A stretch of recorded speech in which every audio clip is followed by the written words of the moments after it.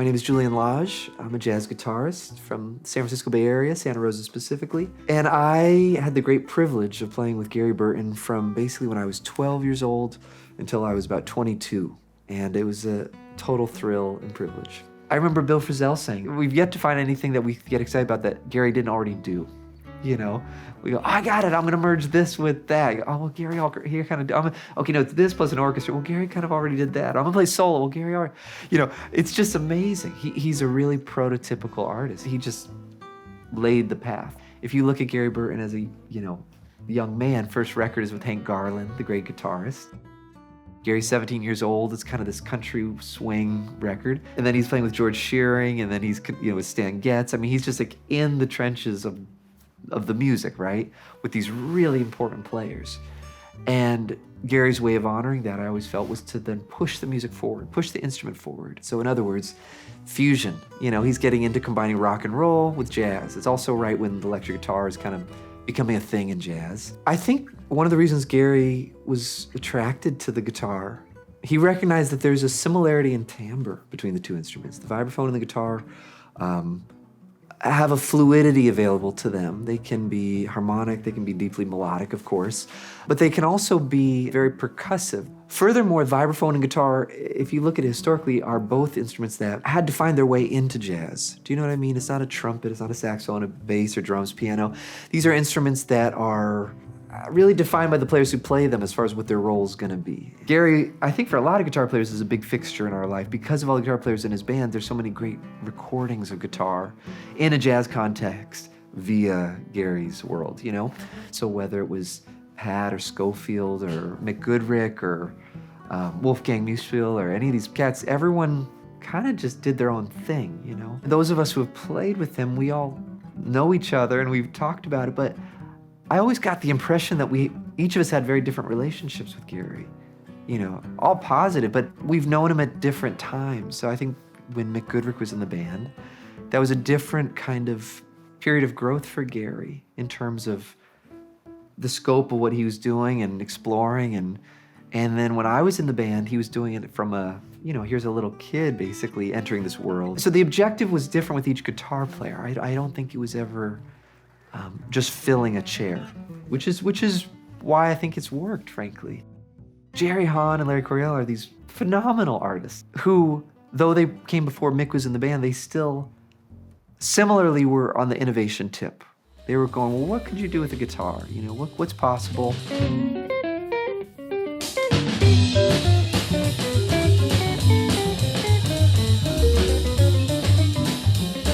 By the time it gets to Mick Goodrick, you're just talking about kind of a pillar of the educational world.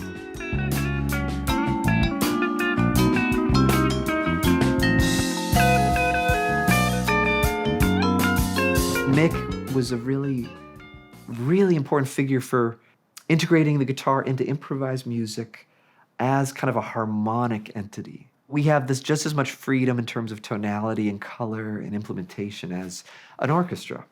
And that you can develop a kind of freedom with that is akin to maybe the freedom of a bebop soloist on the guitar. That's a huge advancement and development in guitar. And I always thought it was very sweet and meaningful that Mick, being an early, you know, part of Gary's world, wasn't just any guitar player. It was like this really innovative approach to the instrument that, if you look at everyone who came after Mick, all had a connection to. Pat Metheny being part of that band was just so massive for the music world.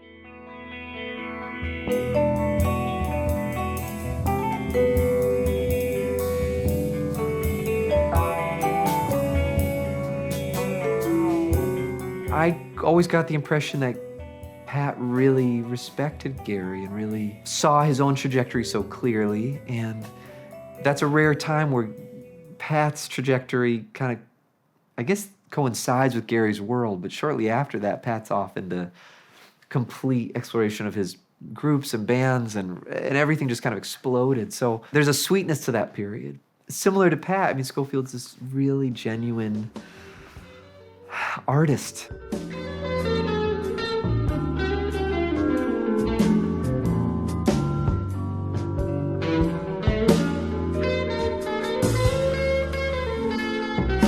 could find a way into Gary's music and sound that was sympathetic, but also completely distinct from Gary's playing. In other words, Scofield doesn't play anything like Gary, and vice versa, and yet they totally can work together.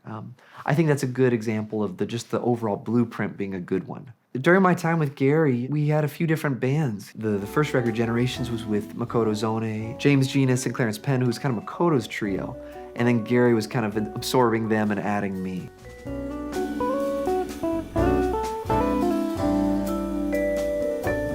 And that was great. We didn't do shows, we just made that record. After that, Gary got more into the idea of a young band, so that became Next Generations, and this was a band that had James Williams on drums, Lucas Curtis on bass, Vadim Nezalowski on piano.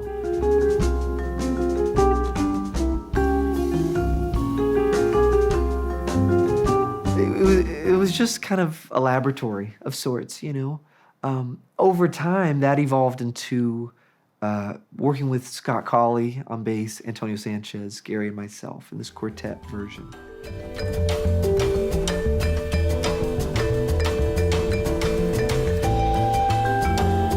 And I had a blast in that band too, because that was like yet another iteration. That band felt like a merging of a lot of worlds. There's a quality about Gary's band leading and existence that is a beautiful convergence of deep, deep soul with intelligence and an understanding that there's the business world, there's the musical world, there's the artistic world, and that to be a part of it means that you have the responsibility of going for it.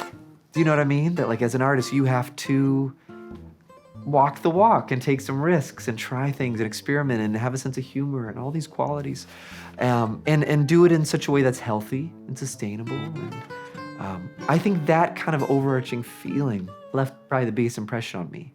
It's possible. Another kind of part of that is the notion that you can come from a tradition and be deeply immersed in the history of your roots and take a big step towards something new and unknown. In fact, that's the way of honoring it. I smile thinking about the permission he gave me to go for it. He wanted something new. He wanted imagination. And it didn't mean sacrificing lineage. That's really rare. It's really, really, really rare. So that's just a little bit of what I got from them.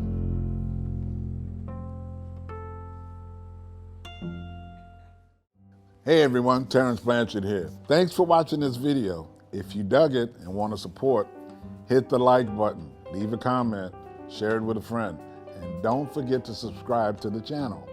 Everything helps. And if you really want to support what we do, the best way is to become an SFJAZZ member. Our super fans who love this great art form and support our mission as a nonprofit to bring it to everyone. Members get some cool perks too. Thanks for watching and stay tuned.